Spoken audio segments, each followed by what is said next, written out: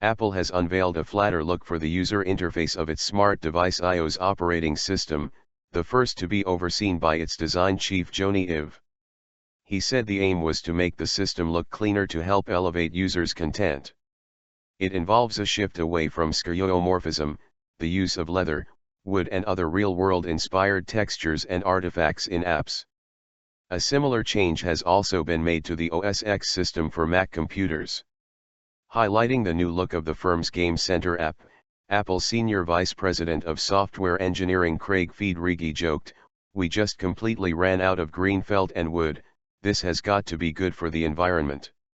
He also showed off a parallax effect, which means icons shift against the background image as an iPhone user tilts their handset one way and another, based on feedback from the device's accelerometer sensor.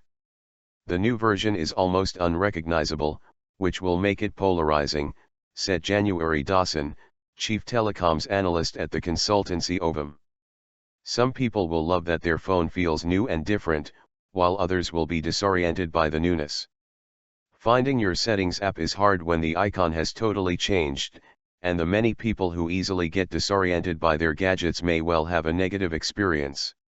On the other hand, this is a clear statement from Apple that it acknowledges the need to refresh the user interface and is willing to do something pretty dramatic. The firm also announced iTunes Radio, a streaming music service offering access to themed stations which can be tailored according to a person's listening history on iTunes, as well as tracks from specific bands, including unreleased exclusives, which they do not own. Apple suggested it was a way for users to discover new music, and the firm will promote the ability to buy songs that a user likes via its store. The feature is accessible through iOS 7's Music app as well as iTunes software for Macs, PCs and Apple TVs. It poses a challenge to Last.fm, Pandora, Spotify and other similar products. The launch comes a month after Google unveiled Play Music All Access, a similar facility for Android devices. But unlike the search firm's pay-to-use model, Apple is making iTunes Radio accessible without charge if users are willing to listen to adverts, as well as an ad-free option to users buying an iTunes Match subscription. One music industry watcher suggested Apple's move could prove disruptive in light of the fact the firm has 575 million iTunes accounts. A large portion of digital music consumers currently buy their music through Apple's store, said Chris Cook, business editor at the music industry news site CMU. If we are seeing a shift, which many in the industry think we are, from a situation where downloads are the norm to one where streaming becomes more popular, then Apple has a large audience which it can persuade that its streaming service is the one to shift to.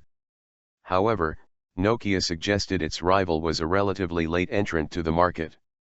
"We launched our streaming radio service in 2011, it said in a statement. It's interesting to see Apple react now, and it seems they continue to play catch-up. Sharper fonts. Other new features to iOS 7 include automatic app updates, a swipe-up control center feature which brings together frequently used functions such as turning on Wi-Fi or Bluetooth, adjusting the volume, and using a phone as a torch. The ability to carry out searches via Microsoft's Bing service within the voice-controlled Siri app, which also features new voices. An anti-theft measure which requires a user to enter an associated ID and password before being able to deactivate a device's Find My iPhone feature. Redesigned fonts to create the appearance of sharper text.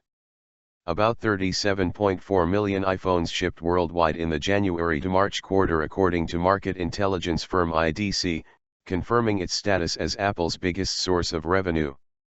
Although that was a rise on the same period in 2012, the study indicates the firm's smartphone market share slipped to 17.3% while Androids grew to 75%, thanks in large part to Samsung's success.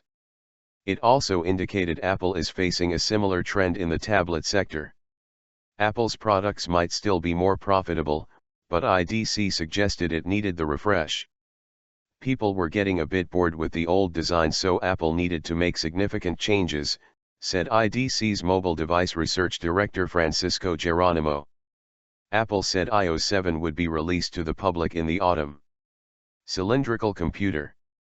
In addition to the iOS revamp, Apple also showed off the next update to its operating system for Macintosh computers, which will be called Maverick, ending its tradition of naming its OS updates after types of Big Cat. The software now includes the ability to access the firm's mapping software via a new app, read books bought from its iBooks store, and tag files, in a similar fashion to Evernote and OneNote, to make it easier to call up documents that share information in common. A decision to revamp the look of its calendar software, ditching the current version's use of a leather and torn paper design, also drew applause from the audience of software developers at the San Francisco announcement. Apple also announced new laptops using Intel's Haswell processors, as well as a redesigned Mac Pro desktop which will use Intel's Xeon E5 CPU, central processing unit, and two Fire Pro GPUs, graphics processing units, made by AMD.